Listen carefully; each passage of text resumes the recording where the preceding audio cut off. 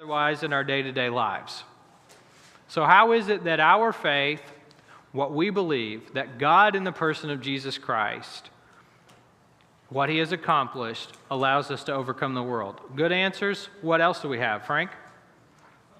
Faith allows us to put in perspective this life versus the life to come. Okay. Faith allows us to put into perspective this life versus the life to come. I think that we can add to that, knowing what God has done in the person of Jesus Christ perhaps changes our perspective about God. So if we're looking, for example, at suffering, we may be focused on the negative aspects of this life, and we may look at God and say, why are you allowing this? But if we look at what God has done in Jesus Christ, we may say, why are you so good to us? As an example, right? So what we believe allows us to overcome what we experience in a number of ways. So I'm looking for your feedback on that. Chew on that some more. Maybe I'll remind us we can talk about it some more next week. But we haven't talked a lot about that verse in this study, but I think it's helpful. So we have said that there are a number of things we can establish as true in the course of this study. We've said God exists, pain and suffering exist, all people, good, bad, or otherwise, experience pain and suffering. We said the way that we respond to suffering is a reflection of how we view God and or the world around us. We also said that the relationship between sin and suffering is not a one-to-one relationship. It's not as though if I sin this much, I will suffer this much. It doesn't work that way, does it? Can our sins lead to our personal suffering? Can we sin and for one reason or another not suffer directly because of that sin? Sure. I had a classmate in high school, and he liked to push the envelope. He liked to fight with this is a Bible class, not a public school class, a Bible class. He liked to push the envelope and argue with the teachers, and he said, my grandpa, he lived to 105, and he smoked and drank every day. Okay? That's not the norm, is it? So, there is not a one-to-one relationship between even sinful choices and our suffering. Sinful choices often do lead to suffering, but not necessarily so. And likewise, we may be suffering, and it may not have anything to do with bad decision-making that we've done. So it's a complicated discussion. There is a relationship between sin and suffering, but it's not a one-to-one relationship. But we move on from that in the last handout, and we said, there are things that can be gained from suffering. This is not to say there are no negative effects of suffering. It's obvious that there are. But there are also some positives we can gain from suffering. We said that suffering can lead us into a deeper trust of God. That suffering can remind us of the effects of sin on this world and the temporary nature of this world. We also said that as the world is designed, suffering is a necessary result. So, in a world where there is gravity, there is the potential to fall, is one of the examples that we used. Do we want a world without gravity? No. So, that brings us to today's lesson. But before we jump into the material, I want to do, as we have done in all of our classes, first, give you an opportunity to ask any questions, not that I necessarily have the answer, but to ask any questions or bring up any subjects in the discussion of God and suffering that's on your mind as we're going through this class.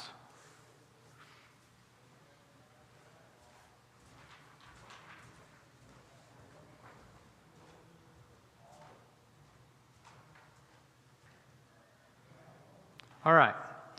Well, today we're going to be talking about the book of Job. It's likely that when we first started talking about suffering, many of us immediately went in our minds to the book of Job, because if any book of the Bible seems to deal with suffering, it's that one, right?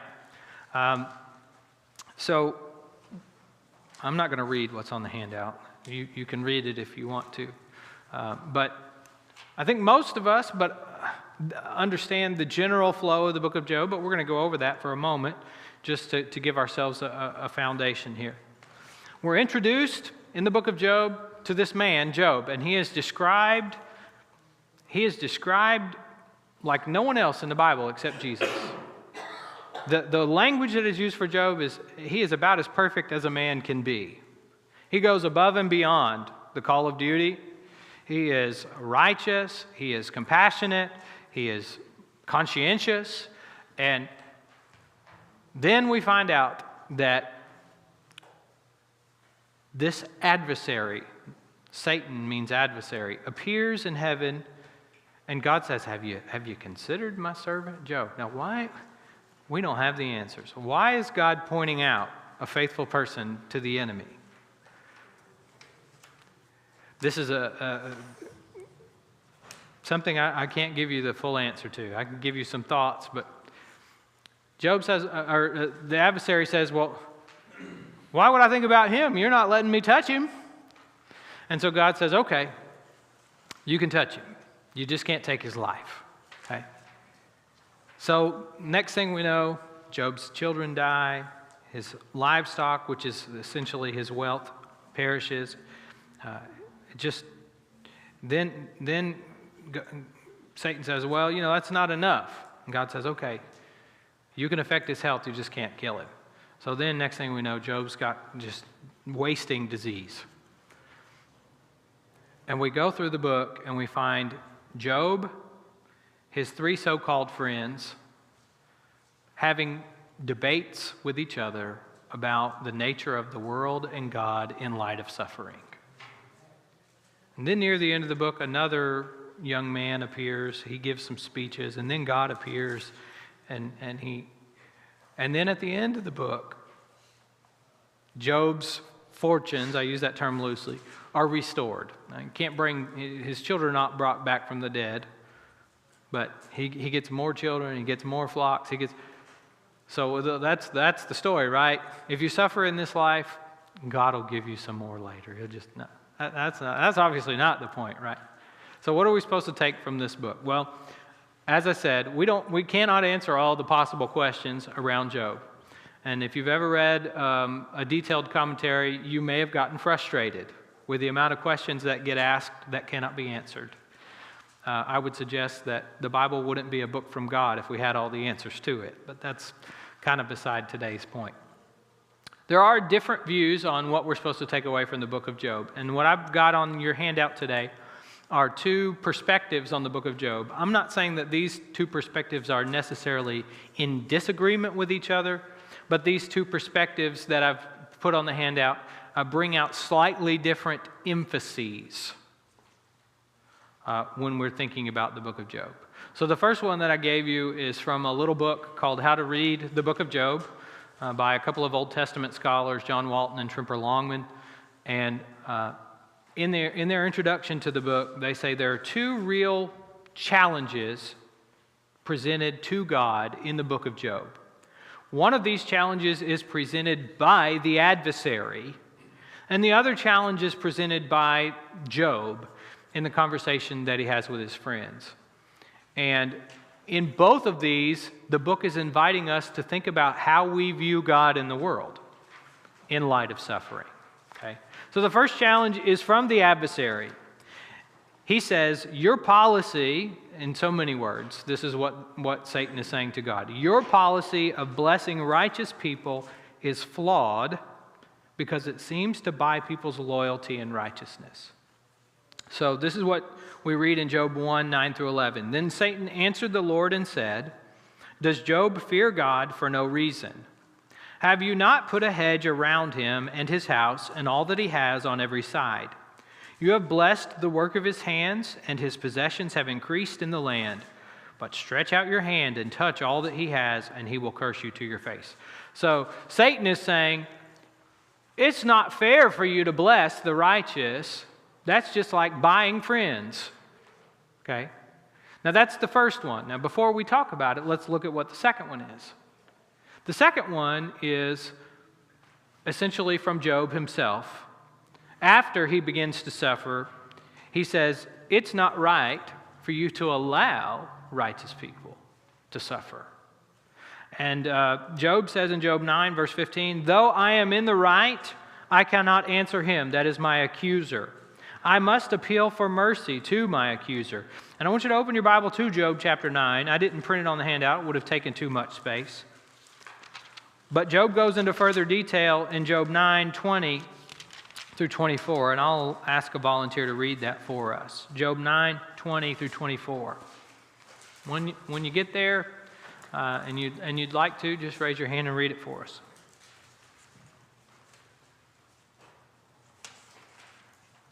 Go ahead, Karen.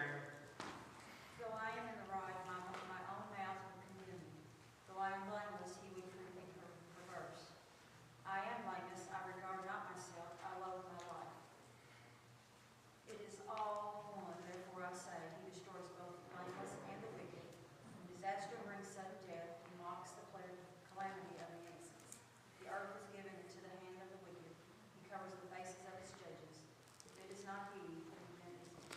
So Job says, I can't answer God. I'm right, but if I try to answer him, he's going to make me look like I'm wrong.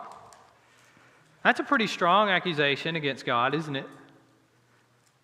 He says, if I were to talk with him, I'm blameless, but he just lets the righteous suffer just the same as he lets the wicked suffer. So, you got two different challenges being presented to God. One is coming from the adversary, who says, it's not right for you to bless the righteous. You're just buying loyalty. And if you don't bless them, they'll turn away from you. And then the other challenge is, it's not right for you to curse the righteous. We're the ones who are trying to live right. Why are you letting us? Now, do you see, if one of these is right, I'm not suggesting, but they can't both be right, can they? You got two different challenges being presented to God. One, you shouldn't bless the righteous, and the other, and we're oversimplifying here, you should bless the righteous. Now, when we come away from the book, do we say either one of these challenges first is valid? Is the challenge, let's start with the adversary's challenge. Is it valid to say, God, you cannot bless the righteous? If you keep the righteous from all suffering, you're just buying their loyalty. Is there any truth in that? So we've talked about that some in a previous Bible class during this quarter. If it were true that when you become a Christian, all of a sudden all your worries went away, you never had any problems of any kind, physical, emotional, mental, spiritual, relational. If it were true that you became a Christian, all of those went away, would everybody be a Christian? I mean, that would be buying loyalty, essentially, right? I mean, if that were the way of the world. Now, right there we have admitted, though, that it would not be right for God to take away all pain and suffering if we acknowledge that this is the best of all possible worlds first. That was a class discussion in previous weeks, that if something's wrong with this world, then God's just working with, that's, okay. So, but admitting that we're in this world, it is not right for God to take away all suffering and pain from just one element of people. Otherwise, he's essentially saying, well, I'll give you the freedom of choice, but this is the only right choice, right? Okay? So there is some validity. Now, we're not going to say total validity. There's some validity in Satan's challenge. Now, let's look at Job's challenge.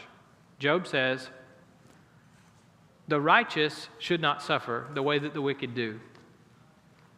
Is there any validity in that challenge? Sure. Now, we understand it's not a merit-based system. We're going to earn points. You know, it's like a video game. You make the right choice and you accrue points. And if you get enough points, then you have these benefits. It doesn't work that way, right? But it is also true that if we follow the righteous path, in many cases, we sidestep pitfalls that would cause us to suffer, right? That doesn't mean we're going to sidestep all of them. Doesn't mean that we're guaranteed not to suffer. But when we consistently make the right choices, we avoid many self-inflicted causes of suffering, right? So, is there any validity in Job's challenge? Yeah. But are either one of these challenges wholesale valid? Okay. Is the adversary right that God is unjust if he allows a righteous person to live a life largely free of suffering? Is it true that God is unjust if a righteous person leads a life that is largely free of suffering? Is God unfair if a righteous person lives a good life? For me to be able to say God is unjust, that feels wrong right on at the very, very onset. Because if God does it, even though I understand that I could be 60 years in, have an understanding, a conscious understanding, a academic understanding, and then all of a sudden, somehow, God decides to do or reveal or handle something. I have to submit in a way that's got to be right because it came from God, even though I see it to be unjust. Now, with the relationship that God has allowed us to understand up to this point, He has made it quite clear that He can't be anything but just. So for Him to be unjust seems contradictory to what we understand Him to be. All right, so Sid says, it doesn't feel right to call God unjust, okay? He says, you take an example, somebody who's lived a long life, a good life, and then things seem to change. Is it right to all of a sudden turn on God and say, well, we have to take into account the whole of the life? Is that a fair summary of what you said? Okay. All right.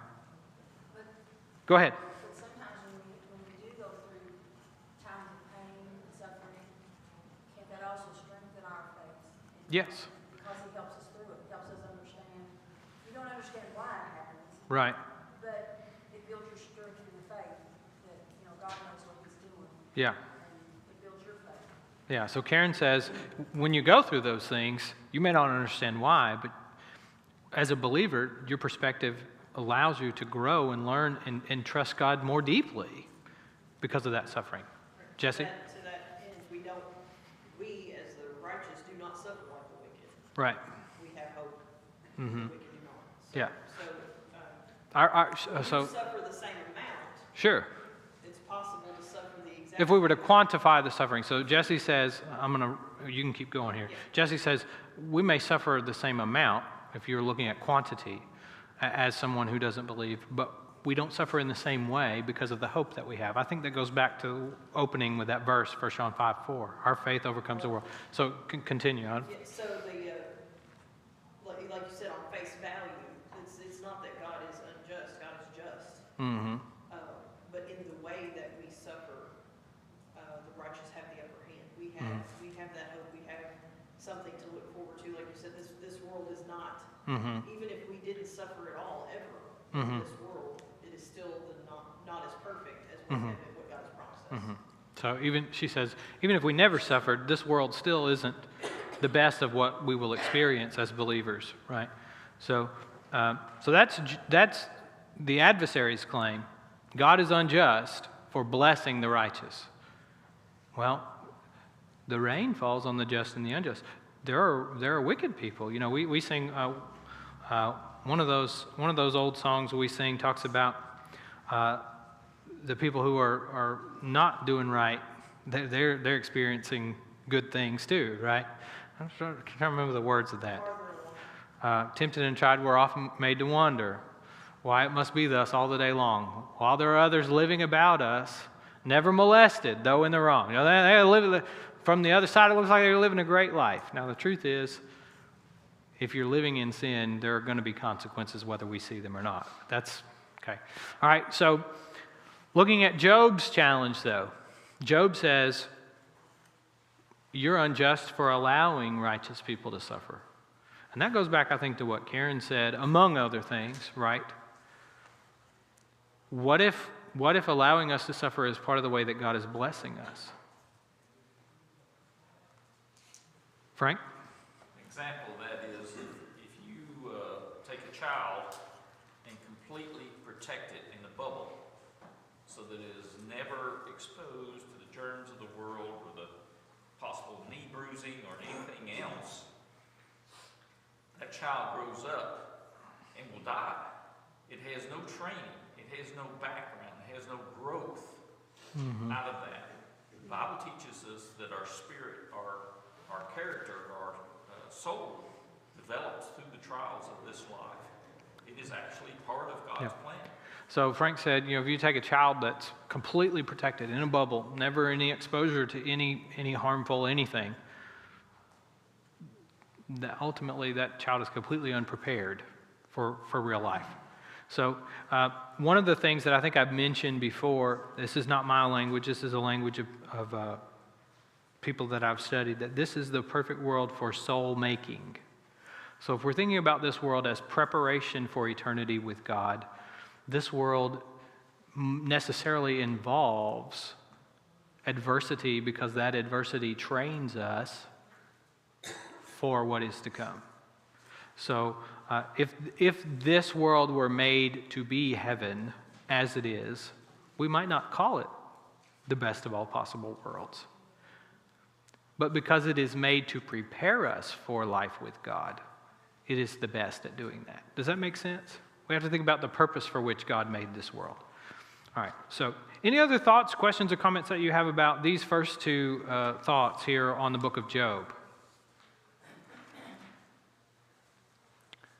We're going to flip over to the other side now and look at another perspective on the book of Job. I think that these two work together. I don't think that they're contradictory to one another. But this is from Randy Beckton's book, Does God Care When We Suffer? And he says that the primary focus of the book of Job is not really about Job. It is about God. And therefore, even though the book of Job speaks at length about suffering, the book is not really about suffering, it is about faith. Now that may sound like an unnecessary distinction, but I think it's helpful if we understand that we're not coming away from the book of Job to understand suffering.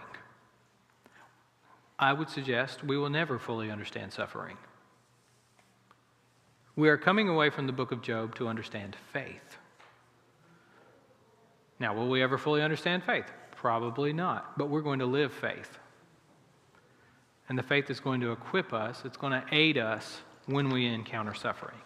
So, first, when you look at the flow of the book, which we overviewed the book a few minutes ago, it helps us understand that the focus of the book really is about God. Now, if you were to, this is a conversation about content, the amount of content versus the purpose of the content.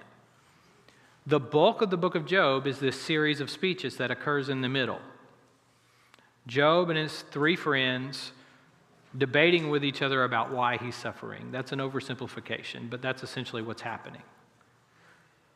You have this introduction, and then you have this conclusion. Now, one thing that I mentioned on the front of the handout that I'll say again, one reason I think we like the book of Job is we see things in the book of Job that we don't get to see in real life. Do we know why we get sick? If we were to lose a child, we don't know why that happened. We might be able to point out the facts of the case. They were in the car when the drunk driver was barreling down the road and it was the wrong place, wrong, whatever. But we don't know why that happened.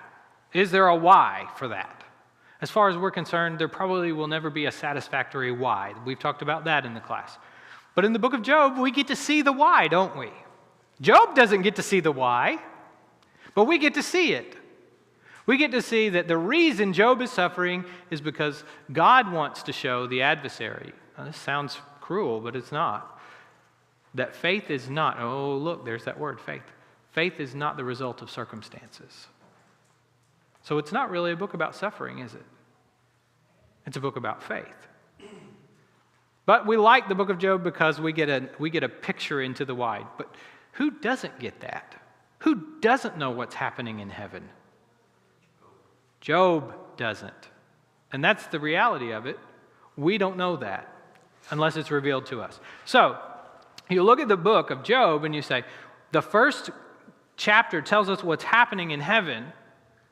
And chapter 2 and 3, part of that introduction. But by the time we get to chapter 4, we're in this series of speeches, arguments about why Job is suffering. But when we get to chapter 38, God finally speaks. And if there's one thing that Job, not necessarily his friends, that Job says over and over and over again is basically, if I could only plead my case to God, if I could only have an audience with God, if I could only speak with God, and then finally in chapter 38, God speaks. Does God answer Job's questions? Now, I know maybe you haven't read the book of Job recently, but the spoiler alert is no. By and large, God doesn't say anything in direct response to what Job has said. In effect, God says, look at all this. You don't understand why this happens, or this happens, or this happens, or this happens. You weren't there when I made this, and so why should I explain myself to you? Now, I'm oversimplifying, but that's more or less what God says, isn't it? Now, here again, is that very satisfactory to us? That's not really what we're looking to hear, is it? But effectively, what God ultimately says to Job is, either you trust me or you don't. Either you trust me or you don't. Trust is a funny thing, isn't it? Why do you trust someone? You don't have to give me a book, chapter, and verse here. This is a question for the class. Why do you trust someone? Frank? They keep their word. They keep their word to you. Why do you trust someone? They've been reliable to you. Why do you trust someone?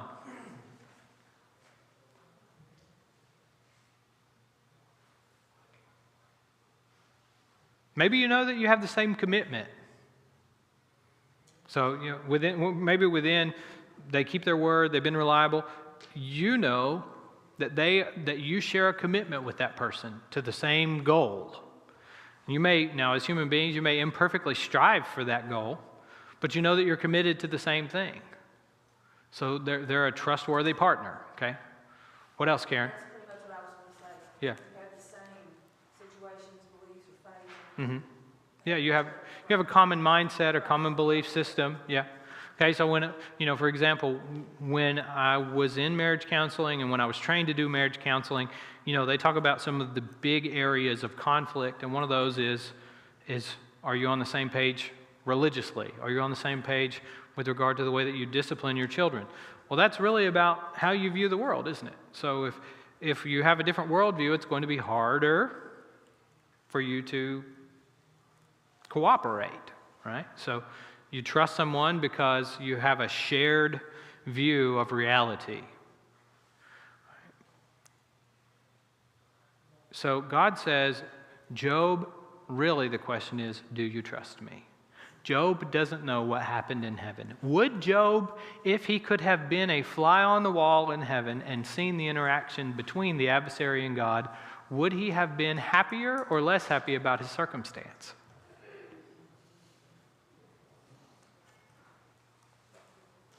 What do you think? I'm not sure that Job, knowing what we know, would have made him any more happy about his situation. So, we're privy to that. We are aware of what happened. So how do we view God? Well, God messed up. He shouldn't have let Satan do that. We're in Job's corner. God's not really fair, is he? Or do we trust God? Now, if God proves that he's not who he says he is, if he proves untrustworthy, we're not going to trust him, right? But the question is, has God proven himself trustworthy? Has he proven that he is who he says he is? And therefore that means sometimes he will act in ways that we don't understand. All right, Jesse and then Lisa. So the parallels of God with parenting. Sure. I mean, Job is the ultimate, because I said so, that's why. Yeah. You have a kid and, well, I want to go to the mall with so-and-so. No, you can't go. Why? I don't want you to go. Why? I mean, you don't explain that, well, I don't trust the kid, or they've got 17 speeding tickets and I know that you don't, or this, that, and the other. You don't explain all the reasons why to your child. child, you just said, because it said so, that's why, in the story. Mm-hmm. And, I mean, Sydney might have a public complaint. I usually try to explain stuff to you, but there are sometimes you just can't explain. Yeah. Well, yeah. So, Comprehension-wise, yeah. I mean, you know, like Amos and Clark. Right. You can't explain. exactly. I was going to say. So Jessica says, this is the ultimate example of a parent and a child because I said so. And she used an example of Sydney, and then she backtracked. She said, well, think about, yes, so I have a 3-year-old. He's very intelligent, but I don't explain everything to him. There are times when I can explain things to him and he will understand, and there are times when, for my reasons, I don't explain to him. And he does ask me why, because he's 3, and that's what 3-year-olds do. And sometimes I will explain to him, but there are times when I cannot explain to him. Because, well, if we view God as God, and that's what you see over there on the handout, does God understand things that we don't understand? If he is who he says he is, does he understand things we don't understand? And that's exactly what he says to Job. Where were you when I ordered the world? When I set the world in motion as it is? Do you understand why the mountain goats go do this at this certain season? Because I don't just understand it, I put it in motion. Okay? So it is a because I said so, but if we view it because I said so as petulance, we're never going to be happy with God.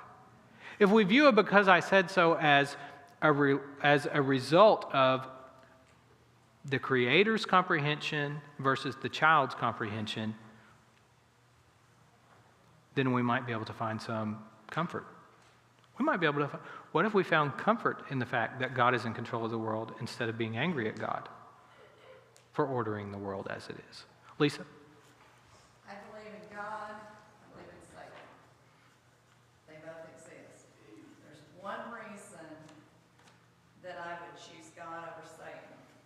Satan, there's one reason that you attack someone, and that's because they have something you want or something you fear. When I look at Satan, when I see something Satan does, all I see is he fears and he wants what God has. Why would I follow that path when he's not offered me anything? And by faith, God is offering me something and really has asked nothing of me. He wants me to come forward, confess, be baptized, follow this certain life, because that's going to be good for you. Or Satan, who all I ever see, like Jesse said, is this little kid who's always saying, why not? Why can't I have candy for dinner? Why can't I? Yeah. Why can't, go ahead. And even those, that is a proven psychological thing. Bullies will attack what they fear Mm-hmm.